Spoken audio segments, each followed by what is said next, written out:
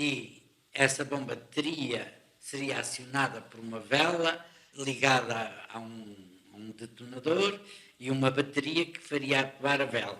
E depois o contacto seria feito por um cordel que iria ao longo do coletor, virava ao longo do coletor da Avenida Barbosa do Cais, e virava para a 5 de Outubro e vinha a ficar na portinhola da rua. E assim se projetou, ficaria um na esquina para ver o momento preciso em que o carro parava na porta da residência do Josué Trocado. E teria um sinal combinado, quando o transmitisse, o outro só tinha que puxar o cordel. Tudo isto se realizou exatamente. O carro chegou, tudo aquilo decorreu, e quando o Salazar ia a sair do carro, o outro estava a engraxar os sapatos, dá com o jornal na cabeça do engraxador, atira-lhe com o dinheiro, o outro já sabia que era aquele o sinal, puxa e a bomba deflagrou. 4 de julho de 1937. O automóvel de Oliveira Salazar estaciona na Avenida Barbosa do Bocage, onde o presidente do Conselho assistia com regularidade à missa de domingo na capela particular, situada no palacete do seu amigo Josué Trocado. Uma bomba colocada num coletor que passava perto, mas o atentado falha devido à colocação incorreta do engenho explosivo detonado à distância. Salazar sai ileso. Uma enorme cratera que deforma parte da avenida é o único testemunho do ataque. O local torna-se num centro de peregrinação.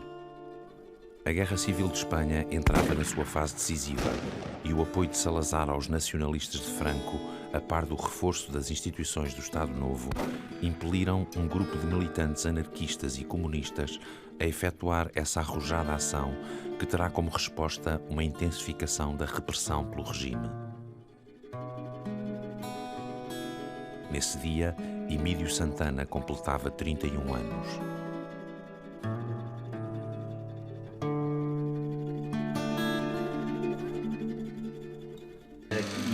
Saiu de madrugada de uma... E o gajo conta estas coisas todas com... Como se tivesse... Começa a mastigar uma pastilha. Quando os outros estavam todos controlados a falar e não falavam mais do que... Este gajo está... É um homem livre. Andou-se até ao Rato, a Moreiras e até mesmo até ali onde está mais... E a sua namorada, a Lígia. O Hotel Avis. De maneira que ali Era secretária. desenvolveram algumas lutas porque da parte... Era linda a Lígia, eu conhecia a Lígia. O governo não tinha Era uma, ainda claro, era uma querida. bem conhecimento Uma querida, sempre, uma passionária, sempre na luta. Era da juventude. Só da parte da tarde é que começou a luta, Grande, mas a luta grande, foi particularmente acesa. Estava sempre lá, Parque, ela vinha no sempre. Parque Eduardo VII. Entramos no movimento, toda a gente apoia. Eu nasci em 1917, na data da Revolução Russa. Em 1933-34 entrei nos grupos de afinidade, grupos esperantistas, grupos naturistas e um pouco mais adiante tornei-me militante anarquista. Nessa altura eu acompanhava muito o meu pai, que era professor primário, aos colóquios, às conferências, à escola-oficina, à Universidade Popular Portuguesa. Frequentávamos muito o António Sérgio, o Manuel Joaquim de Sousa e outros militantes.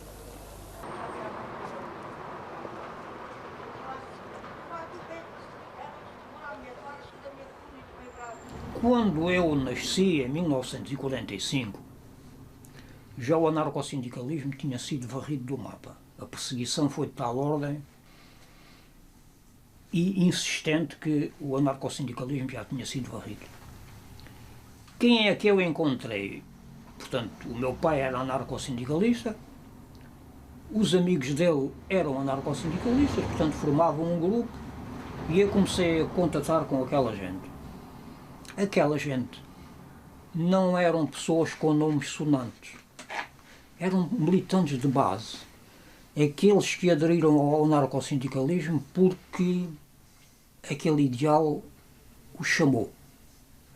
Muitos deles eram analfabetos, não sabiam ler, e até uma curiosidade muito grande.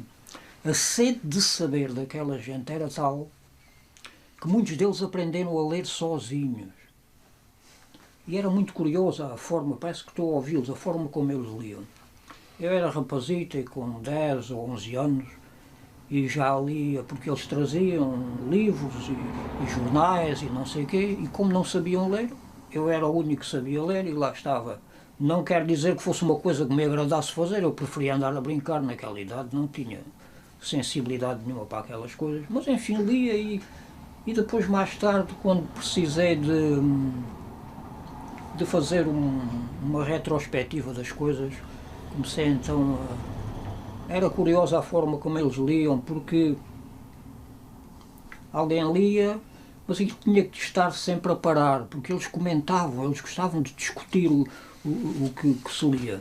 Portanto, eram pessoas muito interessadas pelo conhecimento, embora tendo vindo de um meio onde o conhecimento nunca lhes chegou.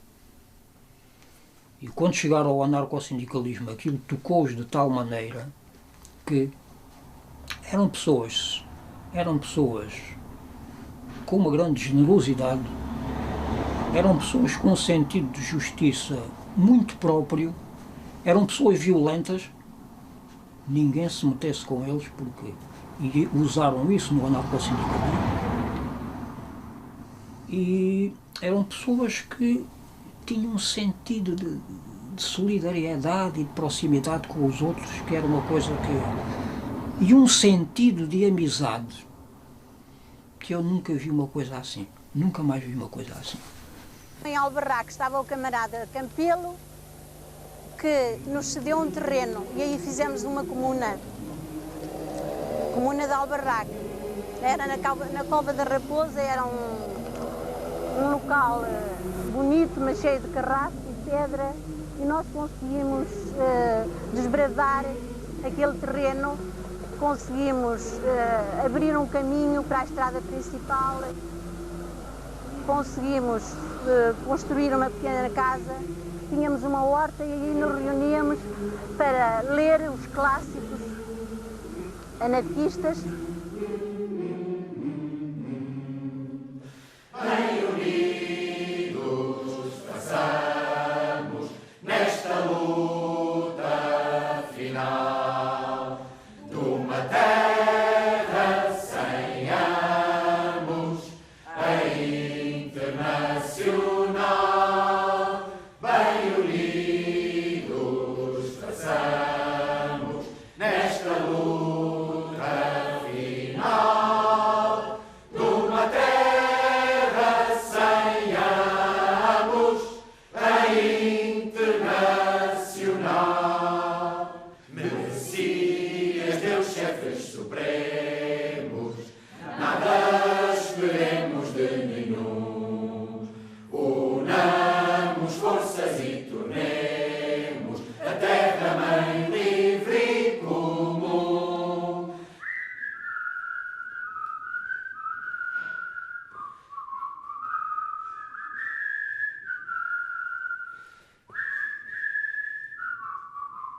Ora, nasci num lar operário em que já era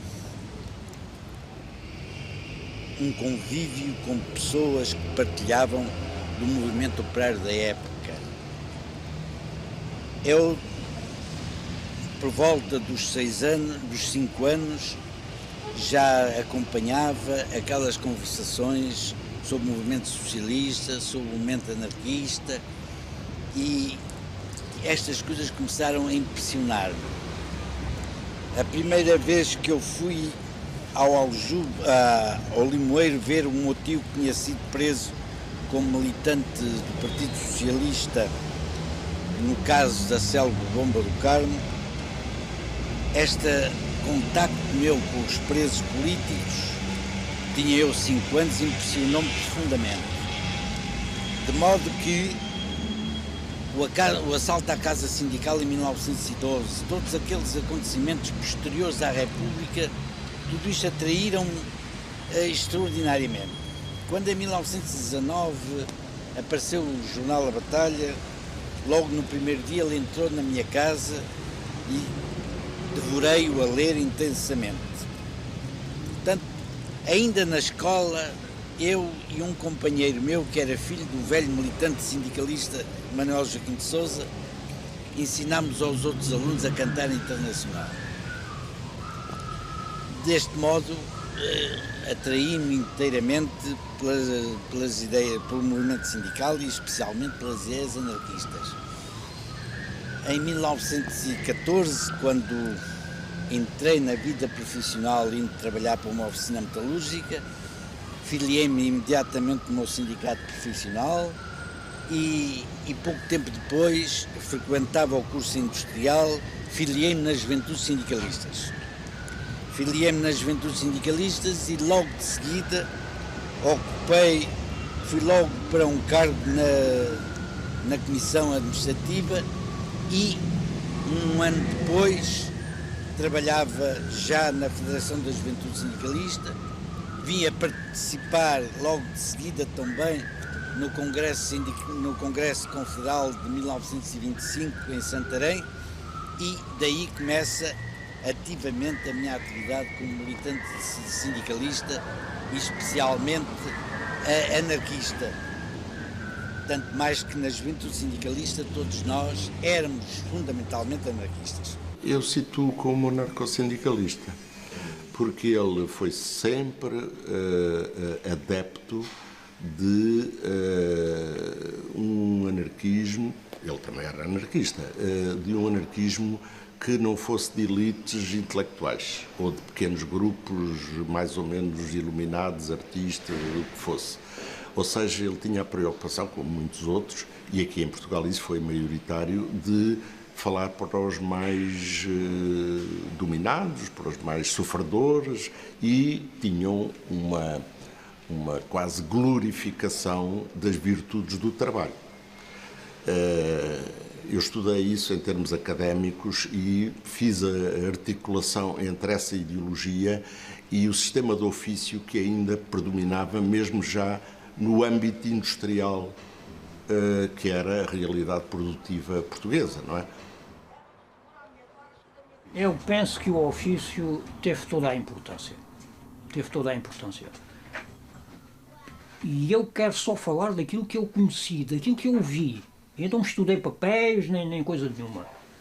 Aquilo que eu vi, a maior parte das pessoas que eram anarcossindicalistas ou estavam ligados aos sindicatos, todas elas tinham um ofício.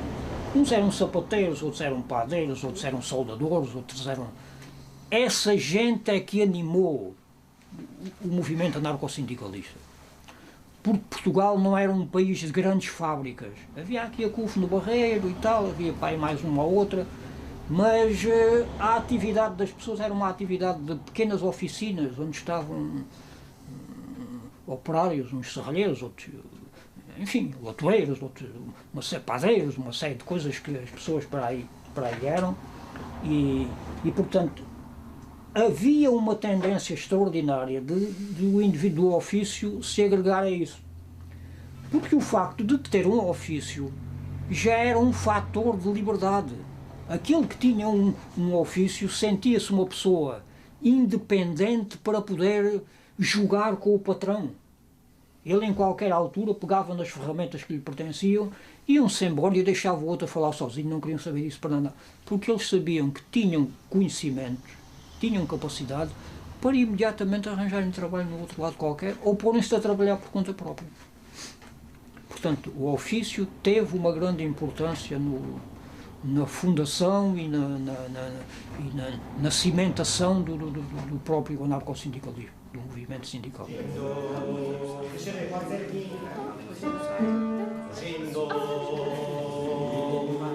2, 3.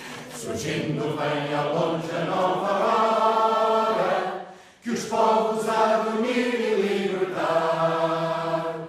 Desperta o escravo sem demora, não leves toda a vida a meditar. Destrói as cruas, as leis da sujeição e quebra as vis, algemas patronais. O mundo vai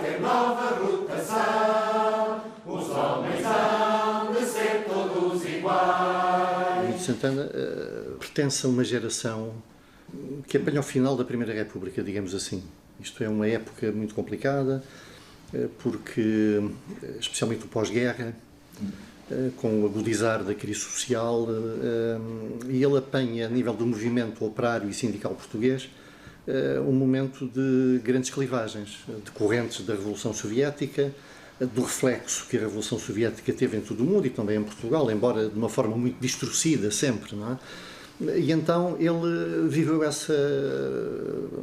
Aliás, comemora-se este ano o centenário do jornal A Batalha, que representa a criação do jornal e a criação da Confederação Geral do Trabalho, um salto qualitativo, digamos assim, no movimento sindical português, mas numa época em que a divisão começa a agressar no seio desse movimento sindical. Durante a fase final da Primeira República, o anarcossindicalismo permanecerá hegemónico no movimento operário. A Confederação Geral do Trabalho, que sucede à União Operária Nacional, e o jornal diário A Batalha surgem em 1919. O anarcossindicalismo caminhava para o seu apogeu, mas começa a ser desafiado pelos militantes comunistas após a fundação do PCP em 1921. Em resposta, 2 anos depois, será fundada a União Anarquista Portuguesa, com ligações ao movimento anarquista em Espanha. O regime republicano entrava na sua última fase, a nova República Velha. Ocorrem tentativas de restauração monárquica, cisões no campo republicano, permanente contestação social. Nos 16 anos da Primeira República, registaram-se 45 governos, 8 presidentes e 7 parlamentos.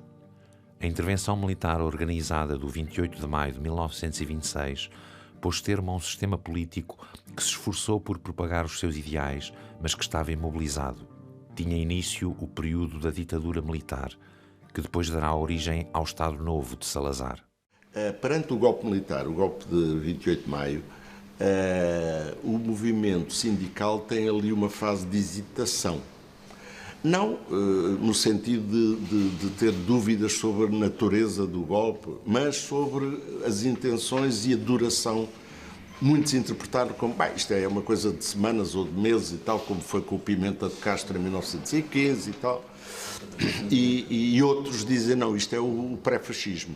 E aqui a CGT estava num certo atentismo, uma certa expectativa, tanto que não declarou logo nenhuma ação tipo greve geral, que era o habitual, não é? O Emílio Santana participa ativamente nas tentativas de revolta contra a ditadura. Participou, por exemplo, em 28, ele é preso em 28, em 16 de fevereiro de 28, quando estava a cumprir algumas missões em Lisboa, levando mensagens para a Esquadra de Arroios, e, portanto, ele é preso ali, ele é preso na Esquadra de Arroios, é levado para a Casa de Reclusão Militar da Trafaria e depois para o depósito disciplinar de Elvas, para o Forte de Elvas, não é? Portanto, é, de facto, aliás, diga-se que ele, nesta altura, está no Exército. Ele é abatido ao serviço do Exército precisamente por causa disto. Aliás, o que era corrente. Estas revoltas contra a ditadura de 27 e 28 foram ótimas para a ditadura. Porquê? Porque foram derrotadas e deram um pretexto à ditadura para sanear as Forças Armadas. Portanto, houve centenas de militares que uns foram demitidos, outros foram punidos. E, naturalmente, o Emílio Santana é abatido ao serviço efetivo, como elemento subversivo, não é? Mas continua com a sua atividade sindical. Ele sofre várias prisões nesse período, 2 ou 3, porque a partir de 31 há a República em Espanha e muitos fogem para a Espanha, refugiam-se em Espanha. Portanto, a Espanha é digamos, como é que se diz, um santuário, dizem agora, um santuário, e também aí preparam alguma coisa, tentam preparar alguma coisa em conjunto com os espanhóis. Por exemplo, o Santana, em 36, 3 meses antes de começar a Guerra Civil, é o representante português que vai ao grande congresso da CNT espanhola em Zaragoza. E aí ele nunca me disse pessoalmente exatamente o quê, mas sei que, portanto, deu a entender, combinavam ações por um lado porque estavam a ver que ia haver um levantamento militar em Espanha, e em Portugal já tínhamos a ditadura bem instalada, não é? E de facto, por exemplo, é um português, o filho do Manuel Joaquim de Sousa, um tal Germinal de Sousa, que vem a ser o secretário-geral da FAI, da Federação Anarquista Ibérica, durante a Guerra Civil, 36-39. E o Santana vai lá e, por exemplo, combinam várias ações que desencadeiam a seguir ao começo da guerra, não é? Una gracia para comer, una gracia para cenar, una gracia para comer y trabajar. Una gracia para comer, una gracia para cenar, una gracia para comer y trabajar. Sin pan, sin pan, sin pan, sin pan, sin pan, sin pan, sin pan, sin pan, sin pan y el trabajar. San Antonio para comer, San Antonio para cenar, San Antonio para comer y trabajar. San Antonio para comer, San Antonio para cenar, San Antonio para comer y trabajar. Aí?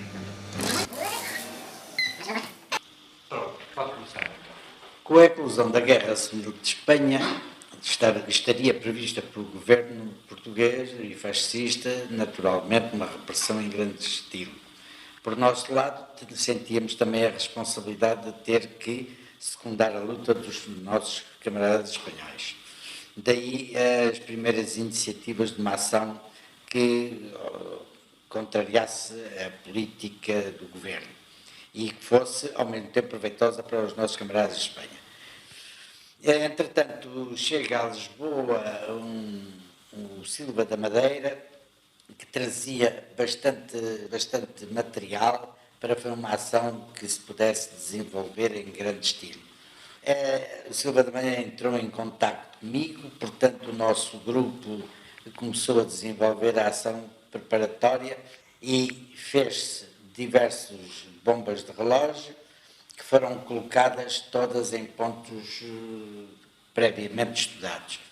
Surgindo vem ao longe a nova hora, que os povos há de unir e libertar.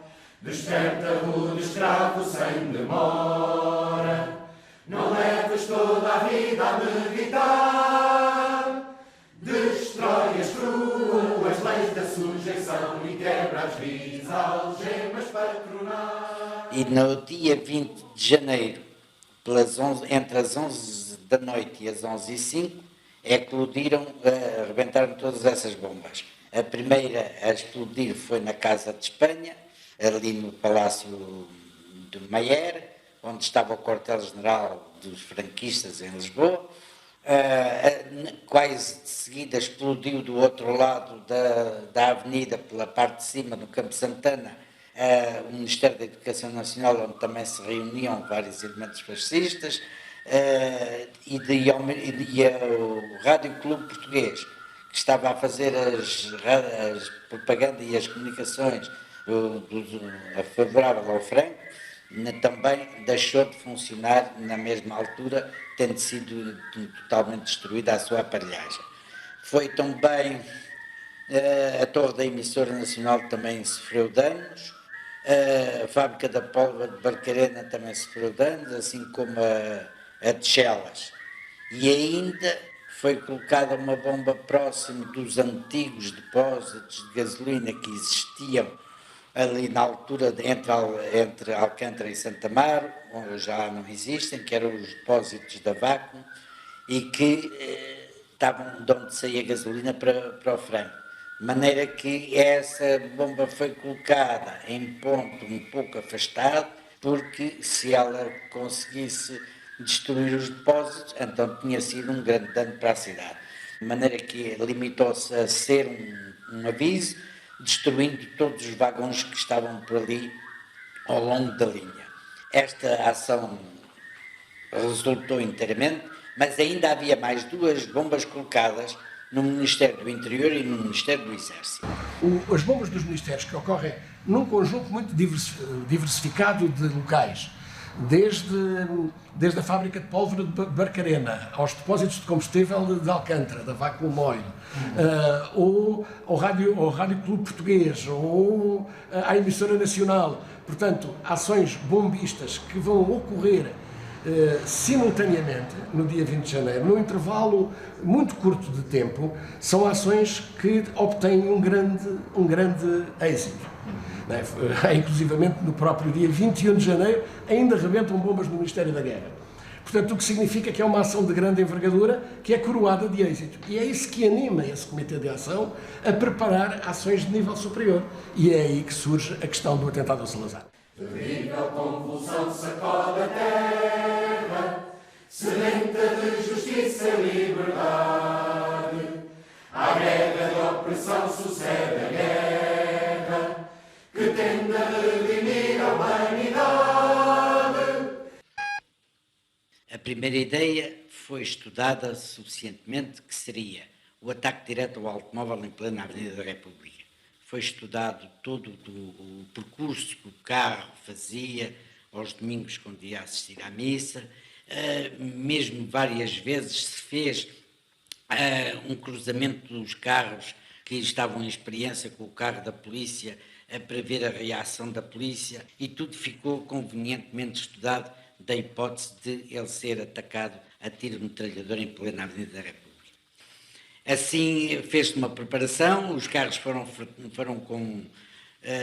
marcados para uns serviços e levados à estrada da Malveira, onde o primeiro que lá chegou, o homem foi obrigado a sair do carro, foi metido no pinhal, guardado à vista, enquanto o carro ficou à nossa disposição. O segundo, quando chegou, também procedeu-se da mesma maneira, mas o chofer do segundo, que parece que fazia serviço à PIDE, reagiu e, como ouvisse barulho na estrada, supondo que era um carro, fugiu para meio da estrada, de maneira que foi preciso dominá-lo. E quando foi dominado, a segunda vez que ele tentou fugir, um dos nossos camaradas, o Damião, não fez mais nada, puxa da pistola metralhadora e dá-lhe com a cronha na cabeça, mas quando lhe dá com a cronha, a arma disparou-se-lhe e alojou-se-lhe um tiro nos intestinos. De maneira que, em presença deste facto, tivemos que desistir da ação para salvar o nosso camarada, não podia ficar ali abandonado. Deste modo, foi quando a hipótese do atentado teve que ser alterada para uma bomba a colocar no coletor. E então, um dos nossos camaradas, que era chofer de praça, tinha já visto que de madrugada havia às vezes um serviço naquele coletor e entravam pela portinhola da Avenida 5 de Outubro. Ele foi estudar o local e então entrou-se dentro do coletor, foi-se percorrer aquele percurso, veio-se ver todas as coisas e então pensou-se fazer uma bomba que seria colocada no local.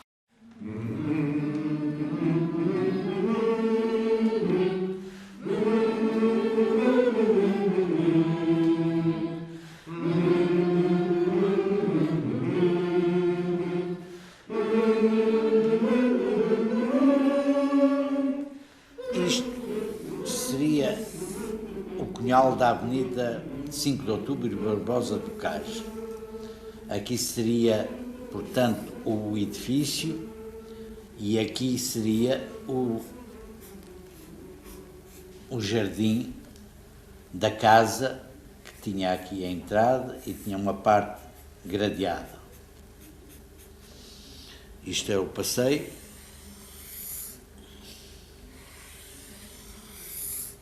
Aqui o automóvel parava aqui.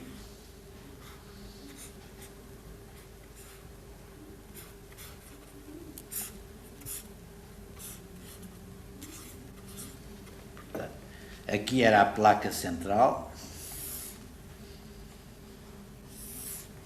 Aqui é a placa central da Avenida 5 de Outubro. Portanto, o coletor é por aqui fora. E liga com este segue para aqui e este liga aqui. Portanto, aqui ao esgoto da casa, a canalização que vinha aqui. Portanto, a bomba seria colocada aqui para dar a explosão. Ora, Aqui era a colocação, o tampão da entrada. Aqui colocou-se o Damião e aqui estaria o Pimenta que puxaria a corda. Portanto, quando este deu o sinal dali, este puxou a corda. Tudo isto se fez, a bomba explodiu exatamente no momento em que ele saía do carro, mas infelizmente a explosão deu-se num sentido oposto, de maneira que toda a rua levantou para o lado oposto ao carro e o carro ficou situado à beira do precipício. Apenas Salazar caiu para dentro do carro, pedras e terra veio por cima do mesmo carro, mas ele saiu ileso. O que é que acontece? A PVDE fica sobre grande... A PVDE é onde mandavam sobre 2 homens e são colocados sobre grande pressão. E a partir de uma denúncia anónima de um legionário que acha que há um tipo que comenta lá no café de uma forma foi pena este gajo ter escapado, uma coisa desse género, não é? E era um tipo que já tinha umas atitudes estranhas, como há um ambiente geral de terror e de caça às bruxas, o tipo diligentemente denuncia a PIDE e a PIDE vai buscar o homem e resolve montar a história à volta do primeiro. Quem é que te deu a bomba, quem pôs a bomba. E os homens são barbaramente torturados. Eles inventam gajos. Quer dizer, há um homem que trabalha numas obras e desesperado diz que quem deu a bomba ou quem o aliciou para o atentado foi o pequeno empreiteiro, o dono da obra, não é? Vão buscar o homem, mas rebentam com eles à pacada. Havia um fumo de possibilidade, não digo probabilidade, daqueles serem os autores, e eles têm que construir um caso a partir daqueles indivíduos. E, portanto, havia alguns indícios muito tenues do grupo do Alto do Pina que eles amplificam, e às tantas a PIDE, o Catela e o Agostinho Lourenço estão presos na própria história que criaram. E então é ordenado pelo Ministro da Justiça, acho que é da Justiça, agora estou na dúvida se é o Ministro da Justiça ou se é o Ministro do Interior, um inquérito a todo o caso. E esse inquérito é dirigido por um homem que é diretor da PIP, que era a PIC, que era a antiga judiciária, mas que é um tipo relativamente isento, é um tipo que não está ligado às polícias políticas e que faz um inquérito sério, não é? E muito minucioso. Dura 3 ou 4 meses o inquérito, e o inquérito é devastador para a direção da PVDE. O próprio regime e o Salazar, às tantas, percebe que tinha que encobrir, ou despedia o Agostinho Lourenço, ou para manter o Agostinho Lourenço e o Catela, tinha que encobrir um bocadinho porque aquilo, a detecção e a captura dos homens do Alto do Pina, por razões propagandísticas, foi amplamente publicitado.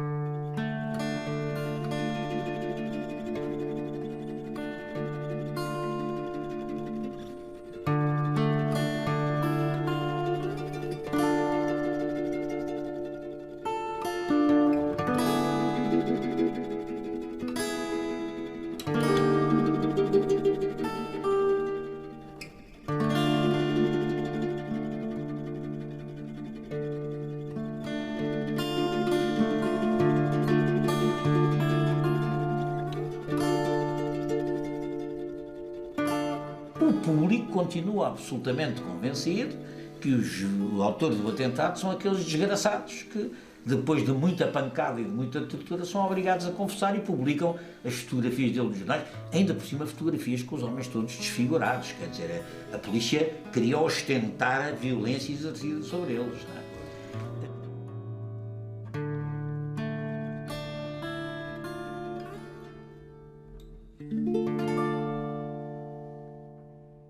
A partir da altura em que A PVDE consegue perceber quem são os verdadeiros autores do atentado, que no fundo tinham sido presos poucos dias depois, embora por outro motivo, tinham sido presos pela polícia, e quando começa a deslindar essa meada, é evidente que se aproxima do núcleo dirigente da CGT. Não é? O Emílio Santana percebe que o cerco se está a apertar e é inclusivamente informado que tem vigilância policial à porta de casa.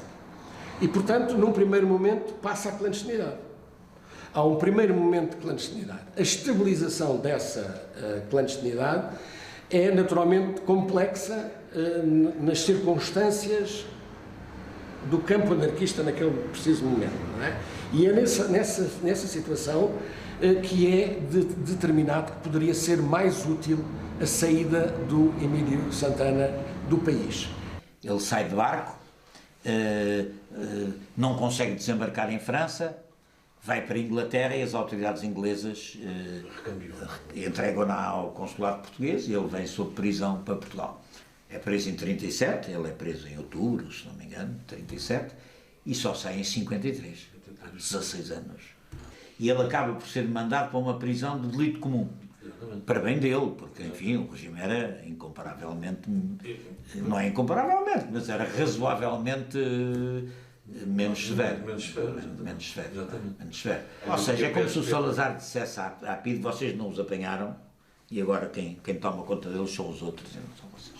Provavelmente terá sido isso. Não sei, estou a especular, mas quer dizer, é um bocadinho incompreensível que um atentado contra o Salazar iam apodrecer para o Tarrafal, seriam os últimos dos últimos a sair. Não se esqueça que os marinheiros que fizeram a volta da Armada em 36 estão presos até 47, não é? Quer dizer, são os últimos dos últimos a sair. Vão praticamente todos para Coimbra. E é uma situação bastante dramática, não só pela presença, pela proximidade com os presos de delito comum e, portanto, com o que isso significava, mas creio que, digamos que a própria preparação ideológica dos anarquistas permitiria, portanto, resistir a essa situação e enquadrar essa situação. Eu creio que o silenciamento dessa situação é o mais grave. Portanto, o Emílio Santana sai em 53, alguns outros morrem na própria penitenciária de Coimbra, dos envolvidos no atentado, e disse não há conhecimento público. Portanto, não há nenhum movimento de solidariedade à volta destas figuras. Portanto, há aí um conjunto de presos que são presos anarquistas e que neste quadro de decadência do movimento anarquista acabam por ser grandes ignorados na história. Nesta fase, evidentemente, o Emílio Santana foi, digamos que, um deles. O Santana, nomeadamente, como é um tipo muito ativo e culto, como muitos outros eram, não é? Autodidatas, por exemplo, consegue trabalhar na biblioteca da penitenciária e no setor da tipografia, que imprimia as teses universitárias. Portanto, ele estabelece relações com professores universitários que lá levam as sebentas e outros livros e tal para serem impressos a baixo custo pelos presos. Não é? Portanto, ele consegue ter. Tem ali dentro um grupo anarquista. O grupo Claridade funciona. Tem fora o grupo, já não me lembro como é que se chama, do José de Almeida, que tinha estado no Tarrafal e que também... Portanto, mesmo na prisão... E o que é interessante em Coimbra é que, uma vez mais, a personalidade do Emílio Santana se destaca no relacionamento que até mantém com o diretor da penitenciária, que tinha uma filha com um problema, penso que uma deficiência mental grave, e, portanto, não sei, agora não consigo reconstituir, estabelecem até um relacionamento a ponto de o Emílio Santana sair da prisão na companhia do diretor ou do médico, sair pelas ruas de Coimbra, coisa que é um bocadinho como é que foi o pretenso homicida de Salazar poder sair. Após a saída da prisão, permaneceu um ativista empenhado, mas depara-se com um país em mutação e com o movimento anarquista desarticulado. Integrou a direção do Ateneu Cooperativo, sob o impulso inicial de António Sérgio, depois encerrado pela PIDE. Presidiu a Associação dos Inquilinos Lisbonenses, colaborou na cooperativa Pragma, envolveu-se nas atividades da Caixa Económica Operária. É também deste período a sua colaboração com António Sérgio, em torno do cooperativismo e do municipalismo. Quando ele sai, já não há uma corrente anarcossindicalista significativa, ele liga-se ao cooperativismo, à gente do Sérgio, e portanto ele era um homem que estava numa das correntes principais da oposição democrática não comunista, porque ele foi sempre anarcossindicalista. E o anarcossindicalismo marcou, digamos que o movimento operário português até aos anos 40, até à reorganização do PCP, já completamente na clandestinidade, com o predomínio, claro, do Partido Comunista e da capacidade de organização e de trabalho do Partido Comunista, que, digamos que afastou e, de certa forma, pode dizer, sem que isso tenha um lado pejorativo, esmagou a tradição anarcossindicalista. Tinha uma intervenção de tipo ideológico, que era divulgar, através do boletim cooperativo, etc., as ideias da autonomia, de sociedade civil, de associativismo, solidariedade, etc. Tinha uma atividade própria. Na altura, as cooperativas, havia algumas históricas de produção, mas o grosso eram cooperativas de consumo. Os anarquistas no passado, gerações anteriores, eram muito reticentes a isso. Chamavam os socialistas de mercearia, aos cooperativistas. Pronto, mas ao socialismo de merceeiros. Mas, portanto, na altura, fazem mesmo, tentam fazer um setor independente do Estado e da economia corporativizada. Estamos a falar de um homem que teve uma juventude intensíssima, não é? Que se empenhou, que arriscou tudo, e depois há um certo marasmo, é o deserto, não é? Quer dizer, eu estou a imaginar como é que esses homens, ele não foi o único, dos velhos anarquistas que chegam ao 25 de Abril, houve vários, eu não consigo imaginar como é que eles viram aquele dia, não é? Mas, enfim, felizmente alguns ainda o presenciaram.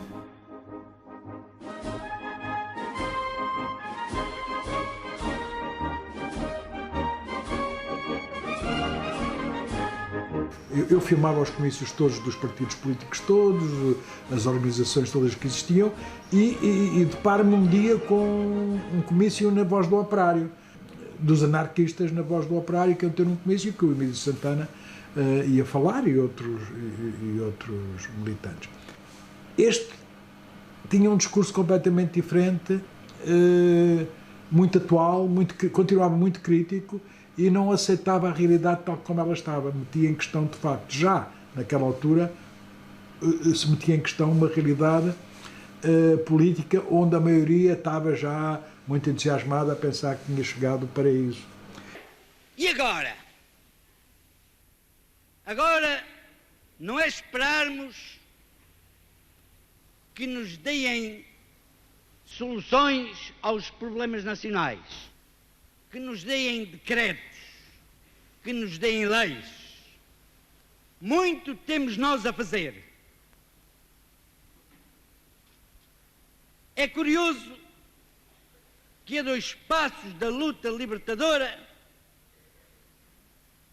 nos venham já contestar aquele elementar direito dos trabalhadores de fazer vingar as suas reivindicações e cobrar os seus direitos, a greve.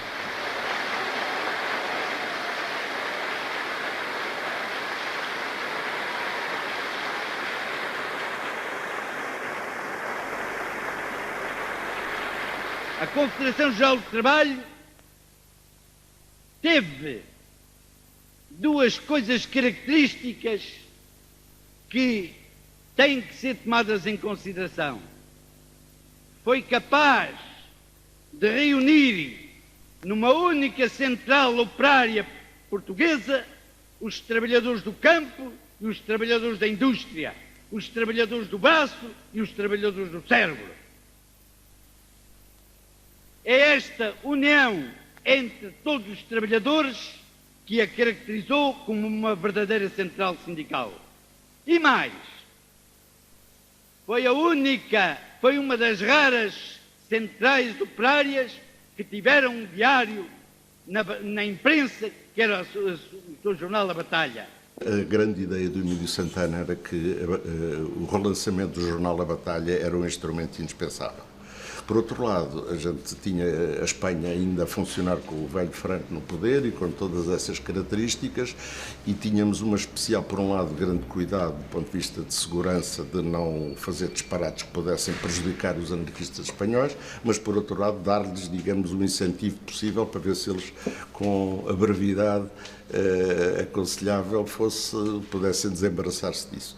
E então combinou-se organizar, convidando estrangeiros de vários sítios da Europa, a vir a um comício evocando a Revolução ou o princípio da Guerra Civil de Espanha, em que geralmente é celebrado no dia 19 de julho, referente a 36, e que aqui, nesse mesmo dia, se fez um grande comício na Voz do Operário. Compañeras y compañeros portugueses, Francia y el mundo entero, y España también, tienen los ojos puestos en vosotros.